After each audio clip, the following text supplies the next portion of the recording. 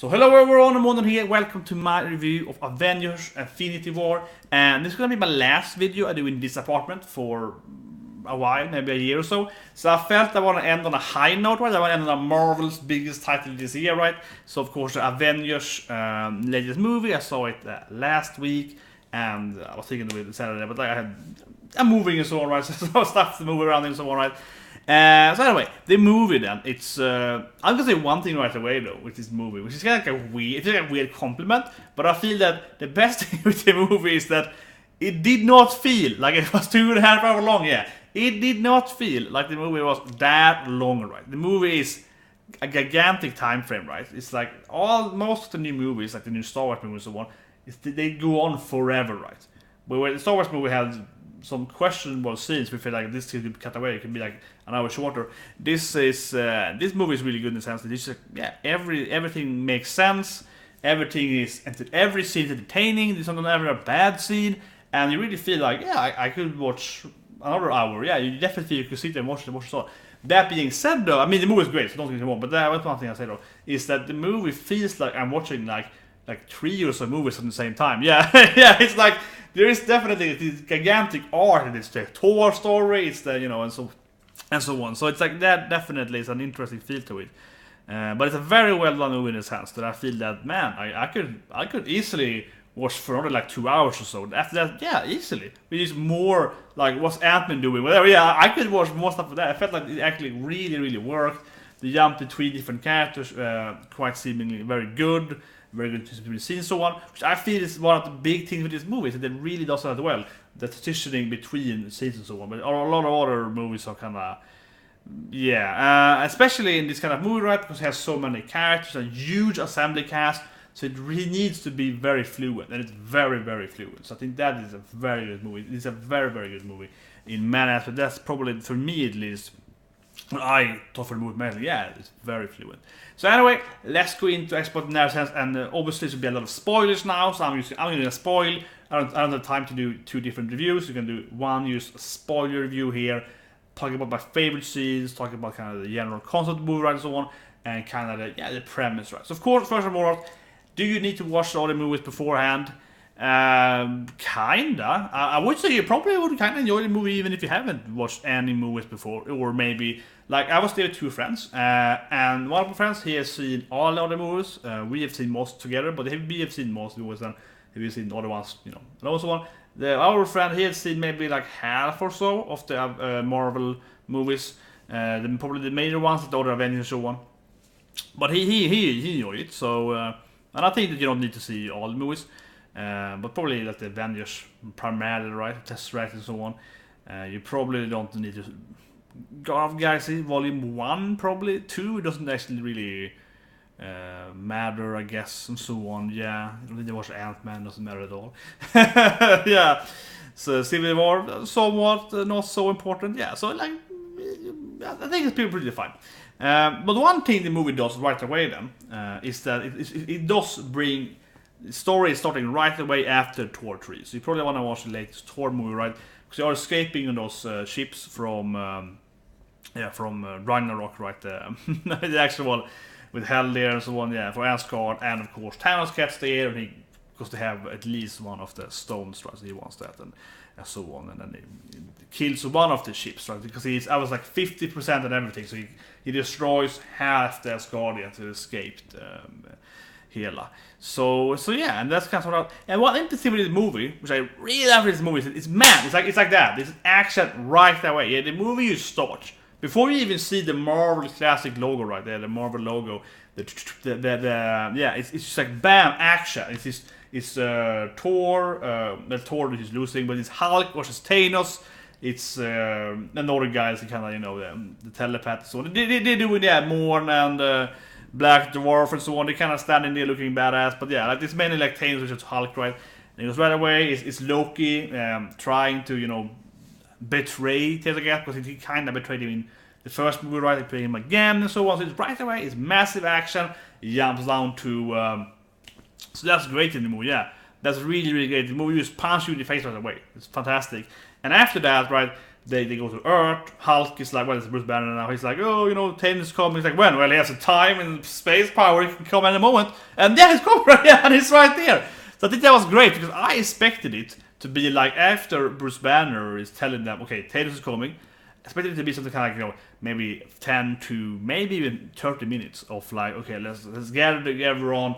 Let's get Captain America here, you know, get the Avengers, the new Avengers, you guys call them, yeah, get those guys, the escapee Avengers, get everyone in here, you know, get the friends together, right, and let's fight Thanos. That's what I expected when I was watching the movie, the first maybe 10 or so minutes. Like, okay, they're gonna take a break now, they're gonna, you know, explain what Thanos is doing, the Strange is gonna, you know, do some teleport magic, get everyone here, but no, just land and they keep fighting. So I loved it, yeah. It was great in the movie. That was what I meant earlier, with the fluent scenes and kind of like the positioning from scene to scene, right? You just blasted away, right away into a next action scene. No break in between, yeah. No one of those like, let's do these things and so on. So every scene is very entertaining, and as again, you work so well there. There's no break in between. There's no weird pause, so on. That being said, though. One of my absolute favorites in the movie, and going by the viewer, it was left and so on, and also our reviews, the Thor scene when he gets later on, and Thor is found by the Guardians of the Galaxy, and it's kind of how they get into the story, right? That was a very good scene for two different reasons. First of all, that's a very funny scene. So after Thanos gets, you know, he blasts Thor and everything, he's found by Rocket and so on, right? It's a really good comedy scenes where, of course, Star-Lord is trying to be like, oh yes, I'm more manly, and that is really funny. And they really, you know, Drax and Thor, and they have a great comedic sense there. It's very well written. And that is how he tells them, of course, about Thanos, so on, and brings them into, you know, the action, right? But what's really good with that scene also is the scene itself is good, is that scene was really needed, though. I kind of felt that scene was going to be earlier, but as I mentioned, it comes there a little later after they also fight Black Dwarf and so on Earth. And it's a good scene because after that, it's been like 2-3 like massive actions in a row, right? And that's like, no, we needed that, as I mentioned earlier. So it's gonna be one of those like comedy, let's get everyone together. But we didn't get that. Instead we get this like really good like comedic break. It's like comic relief, I suppose, but like a good comic break. And that again makes the movie feel really well, and really well like directed, I suppose, mainly, yeah, because it goes from action into that. Okay, here's a comedy scene. It still is just like there's no, as again, it's not getting people together, but it's like comic scenes that gives you the break as the viewer for this very long movie to kind of, okay, finally we can sit there and laugh. There's no, it's less the punching and so on, right? So I think already there in the beginning, but they're still in the beginning, right, because it's a long movie. It's still really good. But so let's talk about the kind of the fight. I think, in my opinion, that's kind of the first, I would say, the first part of the movie. Yeah, that's the kind of the part one of the movie, I would argue for. That is like the second part. I don't know with part one, but yeah, that's kind of, that feels like a split there. Like that's the beginning of the movie, right? We have the first fights, we have Thor getting Guardians of the Galaxies, the Guardians into it, and so on. So talk about it first then, some details. So Doctor Strange and Tony Stark, pretty funny, yeah, kind of classic, right? There's a lot of jokes in that, well, in the comics, for example, that Iron Man's like, oh, I'm also a doctor. I have 7 PhDs in, you know, robotics and so on. Yes, they're always like doing that stuff. So that was pretty funny. It worked pretty well, even though it was kind of like, yeah, I think they were probably more graining stuff, but it's very important for the later scenes, so I guess I'm going to build it up. Spider-Man makes it to his course, and that's the one of the things I didn't like in the movie. Don't come to that later here, but I'm just mentioning it. Spider-Man sees the big donut, right? The donut ring. They're fighting it. I liked. It felt kind of like that was really cool when they walked away, Black Dwarf, to like Antarctica. But at the same time, it's like, can't they do it with everyone? Yeah, when Wong throws him away into the, yeah, it's like that was really cool. And they cut off his arm. It's like, man, they should do that with everyone when they fight. That's a really convenient power. But they actually really liked. His name is Morn, right? I hope I say it correctly. Telepath. I really liked him. I think this was great because him and Stray in Iron Man. So much good details how like he made, took like the house buildings and like remade them into like pines and shot them down. And that was actually one of my favorite fights right away. It was a very good fight. He had a very good. He had an excellent battle, I felt.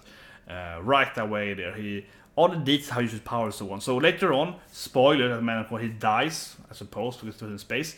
that disappointed me. He was, for me, was the second best bad guy. Yeah, easily the second best bad guy after Thanos. When it comes to power, so that disappointed me. He died so easily there, compared to the other ones that kind of kept being alive because he had way cooler powers. And I like again how they used them. Right, he was very efficient using them, getting the cables out. He had a lot of really cool. Then it's tortured later on, so on. Very cool character. He had definitely very cool use of the whole telekinetic power, for sure. And during this time too, also Hulk is afraid, right? I think that's the main thing. They never say it, but I think that is the main thing with Bruce can't turn into Hulk anymore, and I think it's just straight up he's afraid. Hulk is afraid of Thanos, so he can't fight anymore. It's like a big child. That's the next movie. I guess he has to overcome his fear, right, of Thanos, I suppose. So I think that's the main thing. Basically, yeah. I think what else could it be? It's never explained, but it's pretty important. But anyway, Spider-Man sees the fight and jumps there, and I don't mind that Spider-Man jumps in, of course, and him and Tony Stark has the main thing, right? So that makes sense. It goes over there. But one thing that seems to me, though, that to me is one of the weakest scenes in the movie. As a comic book guy, right? Loving the comics, Marvel. That I think is the one of the biggest weakness of the Marvel universe as a movie. And what I mean is that when he goes there, he's like, "Oh, I'm going to school now, school trip," and it's like, "Oh, a gigantic donut. Let's help the Avengers." And he gets the Scarlet Spider-Man, which is really cool. He gets the from the Civil War, which is really badass for that matter. But I'm thinking though, and this is definitely one of my biggest critiques on the movie. And this is actually just more like a general critique, I guess, in the movie universe. And I understand it. But that is a big weakness of the movie, right? Civil War has similar issues, definitely, with that thing. And that is that, why is only Spider-Man seeing these things? It's like, really? Spider-Man? Yeah. And of course, they have different companies and so on, right? But I mean, they do have the Luke Cage, right? They have the, the Jessica, the Daredevil, and so on. They're all in New York, right? They have those movies as TV shows, and I guess they're kind of owned and so on. But I think what I mean here is kind of like, why is only Spider-Man the only guy that can see the donut, right? Where is like Luke Cage and so on? Like, where is everyone else that lives in New York? And the thing is that in the comics, there are many different ways to do it. But usually, right, what happens is probably that, oh, here's another alien invasion, like the 5th one this year. Yeah, like, there's a lot of them. But what would happen probably, if I were written the comics and then was going to do it, like a building would probably fall down from the donut. It would come crashing down in between the fight of like Iron Man and so on, right? And he has time to stop it. And then Luke Cage will jump in. He will block this thing with his, whatever, unbreakable skin thing. Yeah, and they will block that thing. And he will save some child or like some old grandma, right?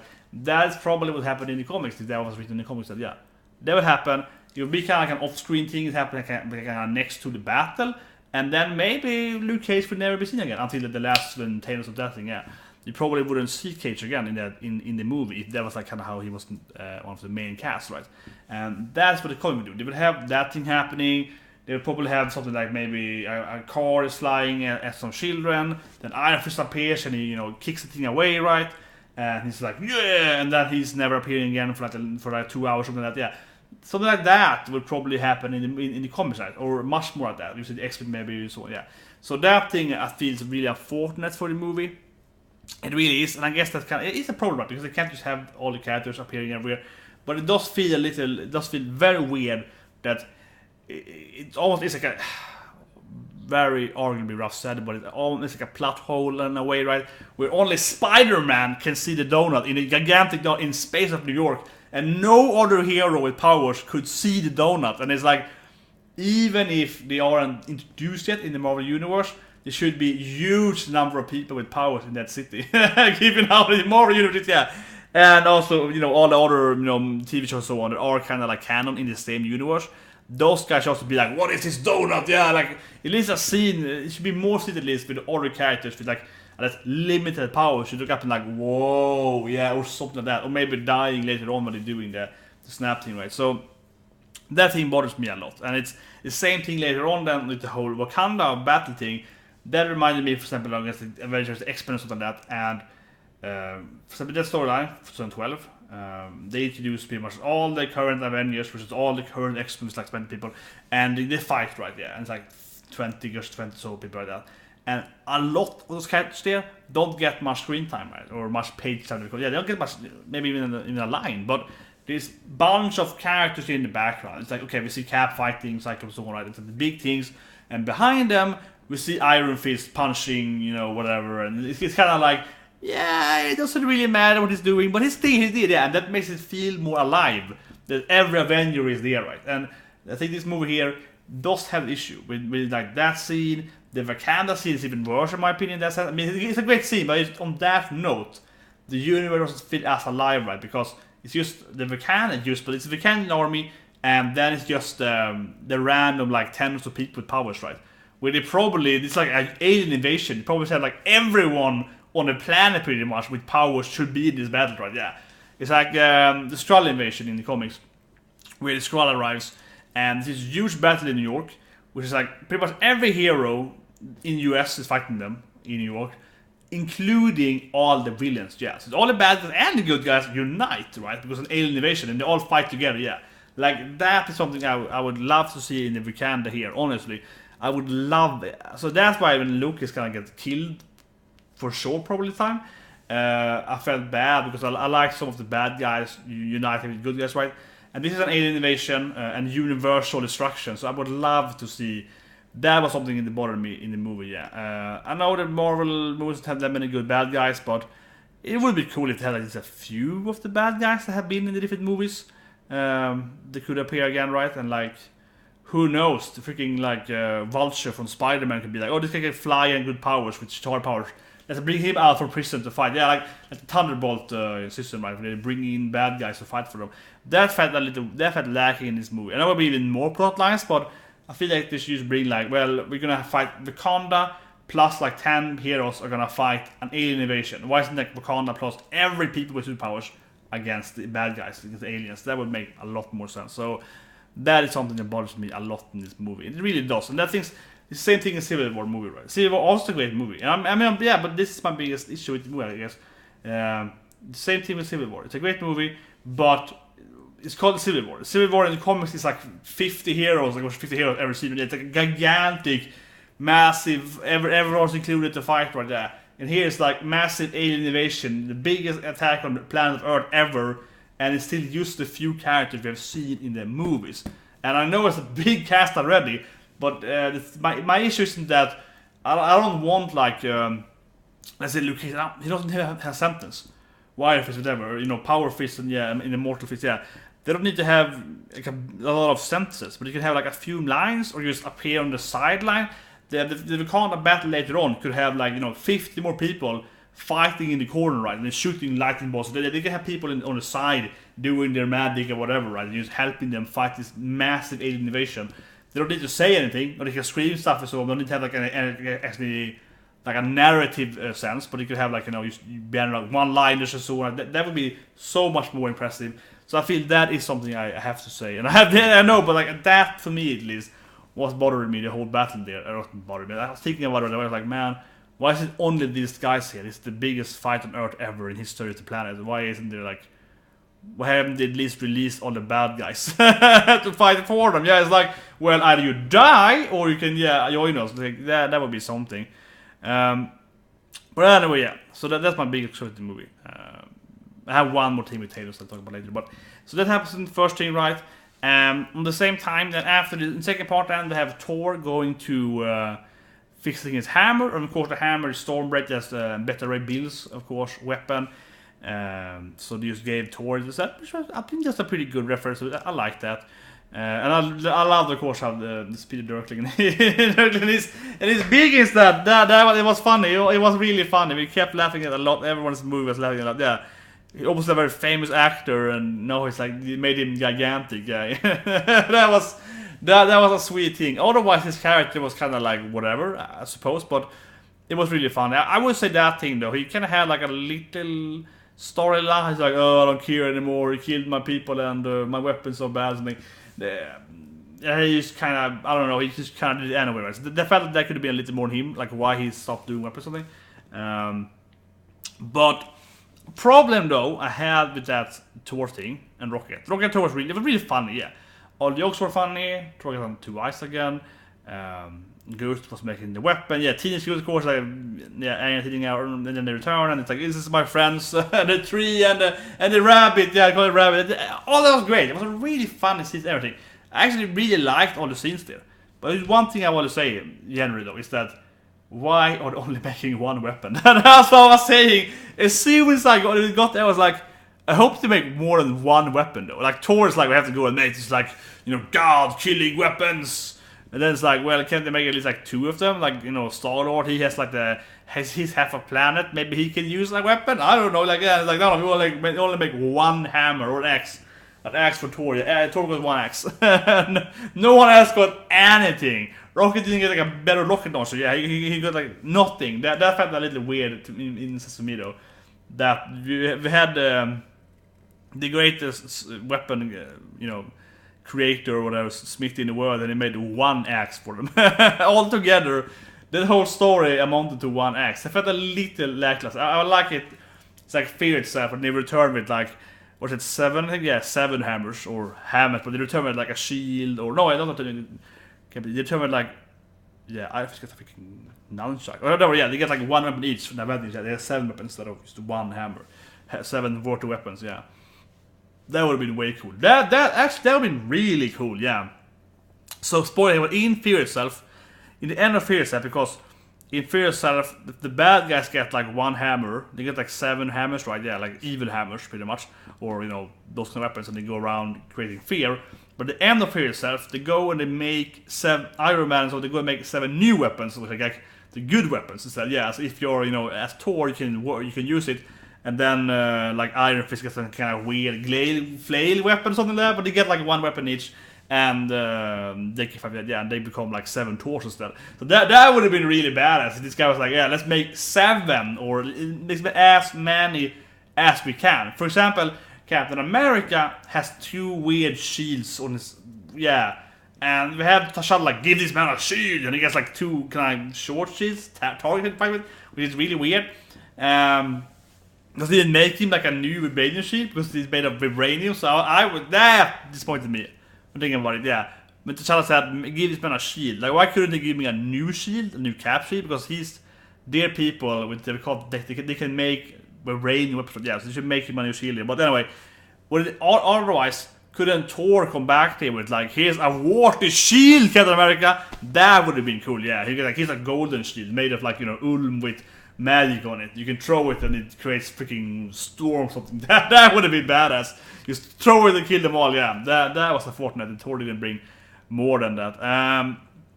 But anyway, so that's story, right? And it is a fun story. I wish it had more than 1 weapon, no coming back to it. Then we have Spider-Man, Iron Man, Doctor Strange storyline.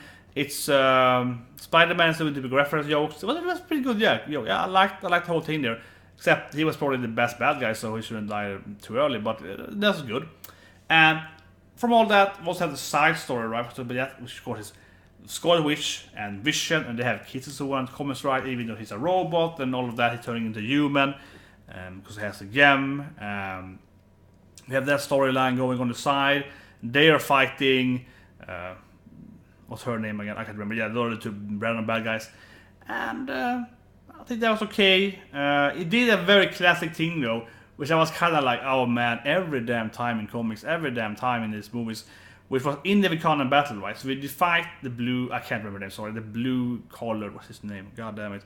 But anyway, she has the blue painting on her face, but yeah, she's a female, so she has to fight the female warriors. Yeah, that felt so Marvel, that felt so typical American movies there. So you have like a female bad guy, she has to fight like Black Widow, whatever T'Challa's wife is called, whatever her girlfriend's called, I can't remember the name, yeah, she's the random guard, the commander of the armies, right, and they also fighting like Scarlet Witch, and so on, right, yeah, she has to fight all the female warriors, yeah, they had to like, put all the girls, so it's like, like at this, yeah, hole in the fight, right, that was like, of course, of course, they have that storyline going for them, it's pretty good. It's a very classic Avengers storyline that Scarlet Witch loves Vision, even though, yeah, and he has. But in the comics, though, he has Wonder Man's brain and so on. He loves Scarlet Witch, which is more interesting there. He knows he's a combination of all different characters. I really hated though this scene where Black Panther's sister, she's name is Suri, right? When she is like talking to Bruce Banner, like, oh, why didn't you make a communication massive between the clusters? It's like, think about it. Yeah, that felt so bad. Yeah, she's a horrible character. No people compare her to Black Panther. That was a horrible line. That is probably the worst line in the whole movie. When she is like, yeah, really looking down on Bruce Banner, and it feels really stupid because she's like, oh, I would make Vision and a much better way than you guys. Where it's kind of like, okay, so Vision was made by like Tony Stark, Bruce Banner, and so on, like the greatest mind of the planet, and she's like, so, you guys are so stupid. Yeah, that was a ridiculous line. It made no sense whatsoever. Like, she has done nothing so far, right, in the comic. No, but I mean, the thing is that if she was way more intelligent than them, like, why not? She could be that. The problem is that, what has she done right? I mean, I know Wakanda has a lot of weird space tech and so on, but I mean, they have built separate division, right? And they built other stuff, like Tony Stark has all his mechas, right? All the super awesome nanotech now, Iron Man suit, it's real power and so on. If she was so great at this mecha stuff, as she claims to be by that stupid comment, why hasn't she built like an Iron Man suit for everyone in Wakanda, right? Yeah, like, I guess it can be used. But see what I mean, right? It makes no sense, right? Because Tony Stark, for example, he's presented as being this genius weapon builder, right? And we've seen it in all the movies. He has so many different stuff and different mecha suits. Bruce Banner has the Hulk Buster that also, right there. Has all of that going for him, right? And so he's shown his intelligence by doing that. And then we have her, which is like, you're so stupid, I'm much better. Okay. And the movie goes like it's the truth. The movie kind of, yep, it's true, she's better. And that's kind of how the movie put it. But why hasn't she built anything that meaningful, right? Why doesn't the Wakanda have like freaking amazing weaponry? They have good weaponry, but they don't have, War Machine is doing probably the most damage in the movie. Yeah, War Machine is probably killing the most stuff in the whole movie. So why hasn't she built like 50 War Machines, right, or whatever? Because Tony Stark can build. He has like hundreds of suits even in the movies, and like thousands in the comics, and she hasn't built like anything meaningful, right, in that sense at all. So that I felt that line makes no sense because she's presented without any evidence to be better than Tony Stark and so on, but she really isn't in the movie world at all. Not for a second. Very, very silly comment. And actually, generally, the Wakanda battle was a really cool battle, especially when Witch turns around the big like grinding things, was really cool, and so on. And when they're running downhill, yes, a lot of great scenes in that fight. One thing though that bothered me is that the Wakanda has like 10 airships, something like that. Yeah, that did bother me a little bit. I was like, okay, so they have this like force field shields and the laser spears and everything. All that's cool, but it feels a little weird that behind them is like maybe at maximum a dozen or so battleships. That felt really weird. It's a big, they're a country, right? It's supposed to be a country of like super high-tech warriors. Why don't they have a little more battleships? At least, or bring the whole armada right now. It's like an alien invasion. To bring everything. So that felt like just, I don't know, budget reasons. We don't want to animate too much stuff. Yeah, look at like the Asgardian battle. Had a lot more ships in the 2 or 3, right? I felt like there should be much more stuff happening in the background, in the sky and so on. And the Wakanda should have just so much more troops, I feel. So that felt a little weird, for that matter. Or should have better stuff, as Suri is supposed to be telling us. Yeah, anyway. So it kind of communicates with the whole Vision and Wanda has to kill him and so on, right? One thing I really like, though, of course, is that I can't remember her name right now, but the female fighter of Thanos. I love the whole scene here when they're like, "Where's your friend? Like, she died, you would pay for it." And then they're also like, "She's outside, go in now." So I love that how she lied to them, right? And that was actually her ploy there. So the other guy, Tane, it's not Tane, but the guy, what's his name? I don't know, yeah. How he could go in there and just stealth between a Vision, right? When they're trying to like separate him from the stone there. Yeah, so all of that pretty good. I mean, the action was great. Captain Black Panther has a good fight scene. I don't think Bucky had that many cool stuff, but he did something. Falcon was just kind of flying around. Yeah, Falcon was just kind of flying around though, and him and War Machine are doing kind of like this like trash talk shoulder. It was pretty entertaining, but I felt like he was just kind of oh yeah, I'm doing some machine shots. It felt kind of like whatever. He's doing something. He's kind of flopping around it. It's like okay. So we had all that story, right? And during this whole thing, also we have so they land on there. Yeah, we have the whole let's talk about the Gamora thing. Yeah, I think the Gamora thing. So Gamora Thanos. I really liked when so don't go to Thanos. Yeah, so let's talk about the big stuff Thanos. Yeah, so like, I really like Thanos, of course, is using the reality power to like, oh, there's a bubbly water, and he can't look if she would cry, and she stabs him, and she's like crying, like, oh, so you still love me, daughter, and so on. So that was pretty cool. I used powers to do all of that. That was really nice. And of course, he gets the power when he get there. Richard Witter, right? And then I do feel though, I mean, I know she loves Sister Nebula for some reason, even though she should kind of do it. But I don't know. I felt that the torture scene on torturing her was kind of like she's breaking way too fast, in my opinion, way too easily. Yeah, because she knows that if I give him the stone, he's giving like the power to destroy the universe. And she's like, oh, it's torturing my robotic sister that whatever, tried to kill me like 50 times over. Oh no, for a minute. Yeah, that went way too fast in my opinion. I think there should be, they should start with that, they should have left, she should refuse, they should go away, she kept doing it for a few days, right? I think that could have been pretty much the same, like, you know, time, like, what's it, shown time, but actually over time, like, but indicated that it was a much longer torture scene. I think it would be way better. I loved for that matter that, of course, Star-Lord tries to shoot her, right? Sorry, I mean, yeah, and Tom's like, oh, you couldn't do it. Yeah, no, and it's like, I liked the boy, he wanted to do it, yeah, that was good and so on. But then we get to the whole sacrificing what you love. And I don't know, it makes Thanos way more, you know, human, right? Way more personal. But at the same time, for me, I felt it kind of forced in there. I mean, it makes him be more like an actual person, right? But also for me, it felt kind of like, here's a scene where we show you he's a human. Yeah, I felt like, you know, it's a little way. It's kind of, instead of like telling us to his action, which they made me cry and so on, so he did that. But it's like very, very much, here is a scene just to show you here with Red Skull, this guy has feelings, right? So, I don't know, so I felt it's kind of like, it's kind of like he's throwing it in here so we can tell you we have made Thanos be, you know, emotions or something. I'm not a big fan of it, not a big fan of it at all, but, you know, it is what it is. She dies, and Gamora is probably dead, yeah. That's what Heimdall shows. She's probably dead. If you die like that, if you actually die without some kind of weird power, right, you probably are dead, but Star-Lord might resurrect her later on, Nebula might do, which she gets the Infinity Gauntlet, so I can see Gamora getting back up again, because if it's like Nebula's a high chance to get the Gauntlet later in the next movie. If it's like Star-Lord might get it in the next movie, something like that, or all the heroes. So she might be survived. Heimdall definitely dead, so on, yeah, but she might get it back, probably not. Vision is also probably dead. I don't think so. Vision is probably dead, and they might rebuild him instead. Yeah, classic Vision, they might actually, you know, build him as a machine again, right? Instead of just driving him with the powers. I think that's more reasonable. Giving him kind of the same personality, probably with that.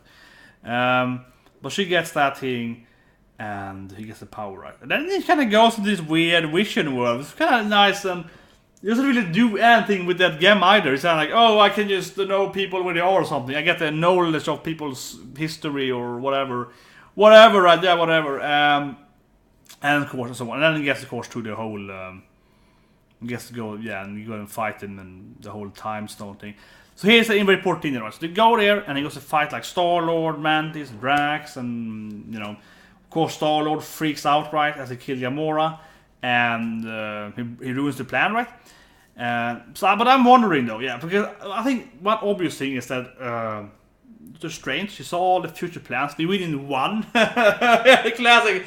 I saw 60 billion and in one. Yeah, it's like, those like 10, but one. Which I felt is a little forced, but it's easy to comment, right? It's more like, instead of saying like, oh, we win in like 100 out of 100 billion, so it's still the same bad chance, it's like one total. But it's clear that Tony Stark, Iron Man has to be alive right here. It's very, very clear, because the trace is like, oh, I can't, you know, resurrect, you know, time stone is more important than you, I'm gonna let you die. But as soon as like, no, don't kill him, here's a time stone. So I think that, for sure, right, he knew he had to say Iron Man for some reason. So Iron Man is the key for the next movie. But I'm working for this thing here. So Star-Lord, everyone hating on Star-Lord because he was like, you ruined it, you bastard, you killed your daughter. I think that was in Doctor Strange's plan. Yeah. I honestly think so. I was thinking it right away when I saw it. I was like, is this? I mean, I guess he's going crazy here, but I think this is his plan. I think the Strange was like, I need to do this thing. We need to get this thing up here, and then I need Star-Lord to freak out, so Thanos gets the powers. I need him to freak out. I need to do this whole thing here. Yeah, I need to. That was probably in Strange's plan that Star-Lord would go crazy in anger. I think that was in his plan, and they used that again to force the correct time path he wanted. I think that actually is in his plan here. I think he planned out that they would lose. Yeah, I think he planned out they would lose in that order, so he could lose in a purposed way there. Instead of just losing and getting the stone, I think this was like here he gets the stone, yeah, but I get these people to be alive. So I think that is actually in Strange's plan.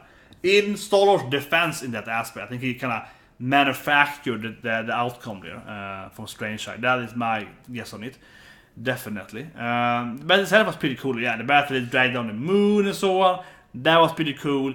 It didn't make any sense though, because isn't Titan a moon? Yeah, I was like, isn't Titan a moon? Because Titan is a moon on Saturnus, and he's pulling down a moon to Titan, but isn't Titan itself a moon? So it wouldn't have like other moons orbiting it. It actually is a moon orbiting a planet. So we have to pull down another moon. Now it has more than one moon though, but it's like it felt like he pulled down a moon to the planet, but they're not on. It shouldn't be on a planet. It should be on a moon.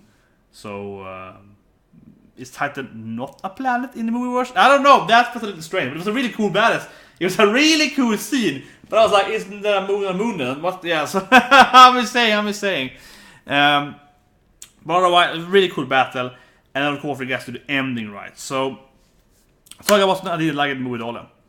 Thanos' motivation in the movie at all. Oh yeah, one last thing though, which I felt was very dramatic but very overplayed in my opinion, was the last thing. He gets time when goes to drive to kill Vision, and you see everyone like capturing. He's like, no, and toss him away and throw him away. Yeah, that felt so forced in my opinion. It was very dramatic, but it's like, he just teleported to like, I don't know, across the galaxy or whatever, the 7 planets to get here, right? And then it's like, no, he's walking the last 10 meters of just like teleporting. Yeah, I was like, why doesn't he just go over there? That scene made no sense. It was cool, it was dramatic, but it made no sense whatsoever. Seeing that Scarlet Witch is destroying the stone, he actually tiny her, I suppose, but it feels like there's some urgency for him to get to it, right? He's like, I'm just gonna walk over there and like bam, bam, bam, and it looks cool, but he could actually use like spacewalk, use the space stone for the last, few distance there, instead of like just going there looking really, really overpowered. Yeah, I was like, man, yeah. And then he's supposed to need, yeah, I love it though. He's like, it's time, and it's like you go back and like, yes. So that was cool. And he does succeed, right? So the movie ends with him winning. So it's really bad. Yeah, the movie ends with Thanos winning, which is really, really awesome. I didn't expect it to happen though, because it's the same thing in the comics. Thanos accomplished it, right, but after he does his mission, it's kind of like, oh, life sucks now. Yeah, and he's like, yeah, I'm taking a rest now. Especially to be there, and it's like, and that is Strange's plan, right? And now Thanos is weak because he's like, oh, whatever, it's boring now. I succeeded in my mission. But talking about the mission, the last thing of the video, the mission. So, I did not like it at all, in my opinion. It made no sense whatsoever. It just doesn't make any mathematical sense. I think it actually was the weakest part of the whole movie. And, I really liked the movie. The movie was great, but that thing for me was like, man, okay, Thanos' love for death and so on isn't the greatest thing in the comics either. He doesn't have the best backstory. No, he doesn't. Actually, I kind of like the whole mother thing and the ugly thing on Thanos. That's pretty cool, actually. But, he is the mad Titan much more in the comics, right? He's much more mad, right? But the thing here is that I said it right away to my friends during the movie as well, and also afterwards right away. I was like, it doesn't make any goddamn sense to do the 50% thing. It makes no sense whatsoever. For example, on Earth, and I'm a big fan of like, make room, Soylent Green and so on, right? So I talk about this a lot in my philosophy stuff, but it's like 50% of Earth, is that a good number? It probably isn't, right? We know what Earth one reason Earth is pretty screwed if we don't change how we get energy and food is because We are not just overpopulated. We are like several times, right?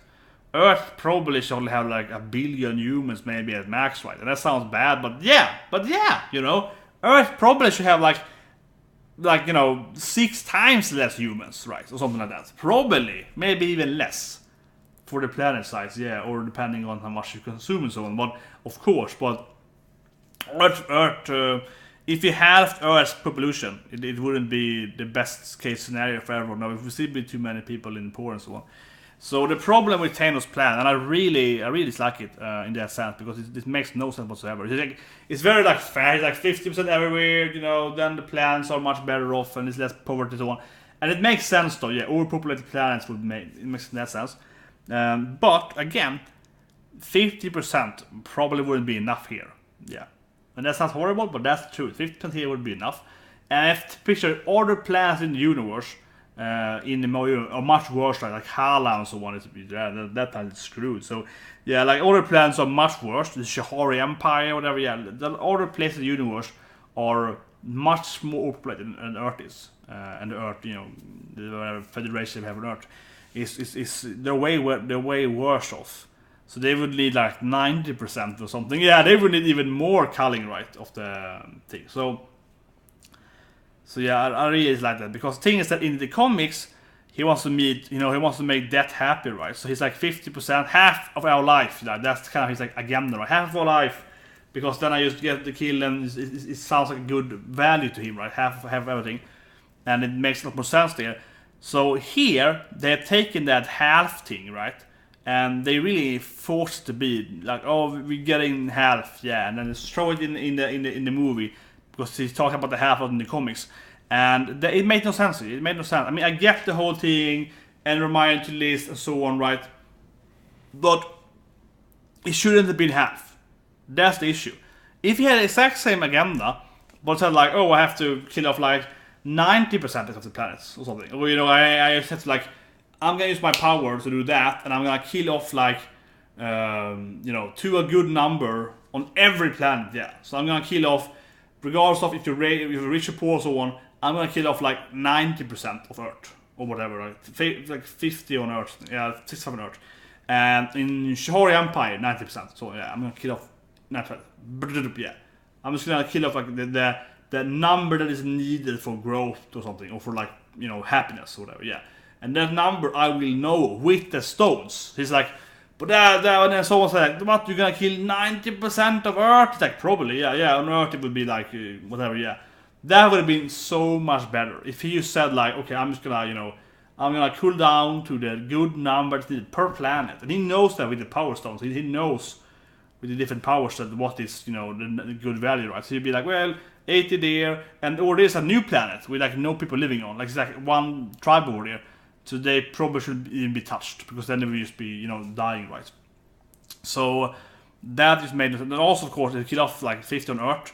All like planes will crash probably and so on, right? So you will kill probably another like 5% or so on the same day, right? So it made no sense, right? It made, honestly, in my opinion, I think that was really bad. To take the comic thing and they forced that comic 50% into the movies just to make it 50%. Is to just force that value of half, just because it's half in the comics, but in the movie with his like backstory, his plan, it should have been like Earth 80%, right? Shahir Empire 95 or something. Yeah, it should be like like good, like whatever, like Kree Empire, Hala, it should be like freaking 100%. Hala is dying, right? I think both Hala and Hala and the Skrull homeworld get killed by fiends, right? But I think both planets were pretty bad in the comics until they got both destroyed. Yeah, they were like super overpopulated military planets that were working as like just big husks of militarization, right? So everyone was living in freaking poverty, pretty much. Like 99% were living in absolute slavery, poverty, probably in both those empires, pretty much, right? Yeah, in the comics, not anymore, but for like 30 years, whatever in the comics, yeah. Of course, because they're militarized, but still. Like he will cut off everyone there, right, to make it happen again. Yeah. So if he's like 50% there, it's not gonna be enough. So for me, that annoyed me the whole movie. Because he was like, yeah, half everything, and because to me it's so obvious to pick that number after the comics. and then rewrote his backstory to arguably a better backstory than his crazy life or death. Yeah, arguably better, but the valuation of 50% just made no sense then. Like, he has this, happiness for the whole universe, which makes sense actually, but it's just like, it's not really presented with a value that actually connects to that, because it wouldn't be enough on most planets. Yeah, so it's like, what? But anyway, I think the movie was still really good though. Obviously I'm nitpicking here, but that thing annoyed me so much. The thing, it annoyed me the whole movie. Otherwise, I liked his emotion. Yeah. Honestly, I kind of like the Thanos thing more here. That's why it also bothers me. I like this Thanos when he kisses Gamora. He has more feelings, and he's like that thing is like just annoying, and the nihilist of that Thanos one. Yeah, that thing is good in a sense. I kind of missed the whole backstory with his mother and his ugly and so on. That I missed, but generally, it wasn't like a bad rewrite of his story. Not at all. It was just the 50% thing that is so forced. Yeah, and it's like, why is it 50%? Why is it like to the good number or whatever? Yeah, which I know would have all the power in the world. Yeah, like that would make so much more sense. And so I feel like they should have just ignored the half of the half of that thing. Or and I mean, if he says I'm gonna kill 90% of Earth just because that's a good number, that makes it sound even more powerful, right? And like 9 out of 10 instead of 1 out of 5. Yeah, a little more complicated. Asked him, what about Mars? It's like 0 because no one. Yeah, of course it would make it would be a little harder to sell, but I think that would be logically much better. So I feel like it almost got where I wanted it to be, but it didn't really get to the maximum line there. And I mean, the movie is great though, but I probably give like 9 out of 10 from that thing. And like the Spider-Man thing, as I mentioned earlier, or kind of the war thing, I would just like it to have more cameos. Yeah, it's not a big concern for me, but I just think that they could have so many more random people in costumes, right? It'd also be kind of selling for the upcoming movies, right? They could have some random guys fighting in costumes on the side here against aliens, and it'd be like, oh, is that and you would be whatever. It's kind of shadowy figures with powers. So yeah, I don't get why they didn't do that. Like that it would be a good way to introduce a lot of new characters without giving them like actual introduction. And just here's the power that looks like Cloak and Dagger. These people here. But we don't really see their faces. No one mentioned it. We see them helping out against aliens with the teleporting cloak and so on. And it's like, is that Cloak and Dagger? That would be really badass if they just showed a lot of different characters on the sidelines. Because it would make a lot of sense in this movie to do it. Know it's about intergalactic war here. And also one thing, I guess, more aliens. Something like that. Yeah, I would like that. I think it would be cool too. If the movie had, I don't know, some crease, something. He destroyed, of course, the channel there, but some other aliens maybe they're gonna guess it could really help them as well. That's probably what will happen maybe next movie with Adam Warlock and so on. Yeah, something like that, because it feels like, well, everyone's afraid of Thanos because he's trying to kill half the universe, so it would be cool if someone else had joined them, right? Just some random forces from space would be like, oh, where's Thanos? Let's help out here. Something like that. That could have been really cool actually if something landed on Earth during the battle. Yeah, it's like some order like Hishihori, like just kill those aliens, kill them Thanos people. That would have been cool also. But it would be too much. But no, but the movie was great. The movie was really great. I have to recommend seeing it. Well, I mean, it's a spoiler review, so obviously, hopefully. But yeah, but 50% thing, that bothered me. It still bothers me. It's like, man, it should be higher. Yeah, that's the problem with me. It should be higher on pretty much all the planets, except the new, like, upcoming planets people are used to living on. They should be like 0. So it shouldn't be distributed, And also, he never really says it either. If he distributes it, like, I guess he does 50% on each planet, and not like 50% of life. He doesn't really actually say that, because in the comics, it is just 50% of life, right? He doesn't care about the environment. Here it's kind of like he's going around and plan. It's 50% per planet. So here you have to assume if a planet has 10 people, it's 5 people. Yeah. Instead of killing 90 here, 10 there, and so on, he seems to just kill 50% here. Just as a line. So, but anyway, hope you like this review here. I probably was very nitpicky. This is the way I am. I mean, yeah, I enjoyed the movie. But damn, that 50% just really bothered me. It really bothered me, and I wanted to see more cameos, I guess. Otherwise, the movie was great. Twisted was great. They actually were awesome. Some good jokes, especially with like Rocket and Thor. That was really funny.